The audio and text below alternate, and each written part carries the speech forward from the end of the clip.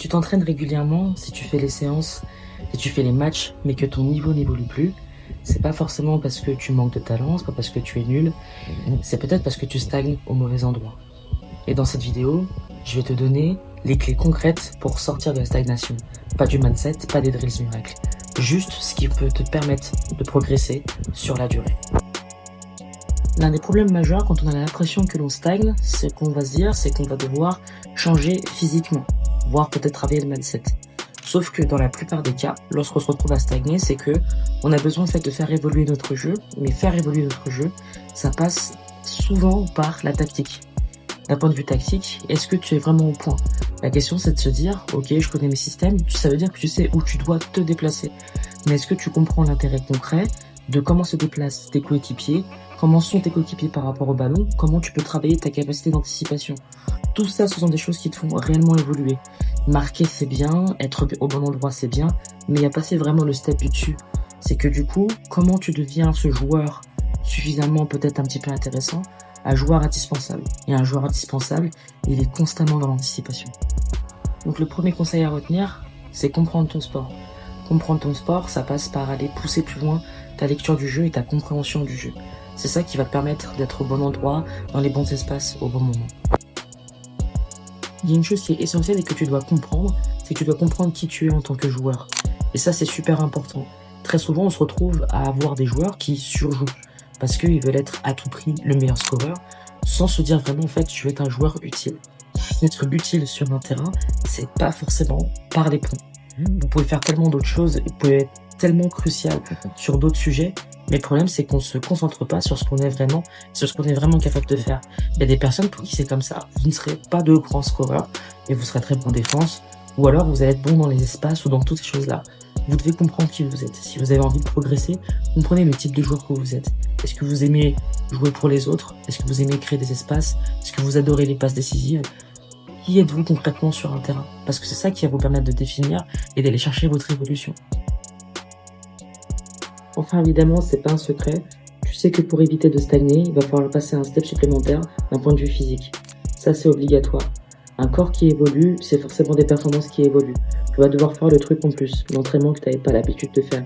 Je ne parle pas forcément de pousser fort, mais d'essayer de développer une qualité ou quelque chose qui est un petit peu qui sommeille en toi et d'aller en faire plus. Ça peut être se dire, bah tiens, moi ce mois-ci, je travaille sur ma détente. Je travaille sur mon agressivité, donc ton agressivité va falloir être hyper explosif. Tout ce genre de choses-là sont des choses qui forcément te font passer un palier. Parce que quand tu stagnes, c'est juste qu'en fait, tu es arrivé à une étape. Et il t'en faut plus pour passer au-dessus. Et de façon générale, pour pouvoir passer au-dessus et pour pouvoir évoluer, il faut créer un nouveau stress au niveau de ton cerveau. Parce que ton cerveau, il est arrivé dans une zone de confort qui est parfaite, où pour lui, il se dit, ça y est, c'est le plafond de verre, j'ai pas besoin de faire plus. Si tu rajoutes un stress supplémentaire à ton cerveau, complètement nouveau, ton cerveau s'adapte, et donc du coup, il te fait travailler, créer de nouvelles choses, de nouvelles cellules, qui vont te permettre de ne plus stagner. Sur un terrain, prenez maintenant vos responsabilités. Vous voyez, il y a toujours des momentum sur un terrain, pendant un match.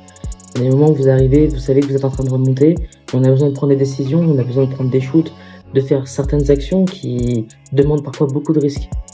Si vous voulez éviter de stagner, il ne faut pas avoir peur de l'échec, il ne faut pas avoir peur de tenter. Parce que je vous le dis, on ne pourra jamais vous reprocher d'avoir tenté de faire quelque chose parce que on sentait qu'on était proche de la victoire, donc on avait besoin d'aller chercher un nouveau point. Et ça, c'est quelque chose qui est hyper important. C'est que les personnes qui évoluent sont des personnes qui tentent des choses parce qu'elles prennent des risques, parce qu'elles prennent leurs responsabilités. C'est vrai que c'est important d'être fiable, mais ça, fiable, ça vous fait passer le niveau 1. Vous voulez passer au niveau 2, commencez à prendre des risques. Quand je dis prendre des risques, prenez des risques modérés, mais des choses que vous n'avez plus l'habitude de faire sur un terrain, de faire sur un terrain. C'est de se dire, moi cette fois-ci, ça y est, je vais prendre ce tir-là à tel moment. Parce que d'habitude, on le laisse dans les mains de telle ou telle personne, cette personne-là, cette fois-ci, ce sera vous. Prenez des responsabilités. C'est ça, encore une fois, qui va créer un nouveau stress, de nouvelles habitudes et une nouvelle adaptation. De façon générale, tu dois retenir que pour éviter de stagner, tu as besoin de créer de nouveaux stress, de nouvelles choses. Tu n'as pas stagné parce que tu es dans une nudité ou dans un manque de talent. Tu stagnes parce que tu as atteint un plafond. Et ce plafond-là, tu peux continuer de le percer sans aucun problème parce que tu vas te créer de nouvelles habitudes. Mais ces nouvelles habitudes, elles passeront par ton corps et ton esprit. Donc on n'oublie pas, on essaye de comprendre son jeu, on travaille sur son corps, on travaille sur ses prises de responsabilité Et surtout, on apprend à décortiquer son sport. On essaye de le comprendre un maximum. Même si c'est pas la partie la plus drôle, c'est pas forcément aussi la partie la plus simple, on essaye de comprendre comment évoluent les autres. Si tu veux passer ce cap supplémentaire, n'oublie pas que ça ne se fait jamais seul. Les personnes qui peuvent te faire briller sur un terrain sont tes coéquipiers. Si t'as apprécié cette vidéo, n'oublie pas, on like, on partage, on commente. Ça fait toujours du bien pour les petits créateurs. Et on se retrouve pour de nouveaux conseils la semaine prochaine. Abonne-toi.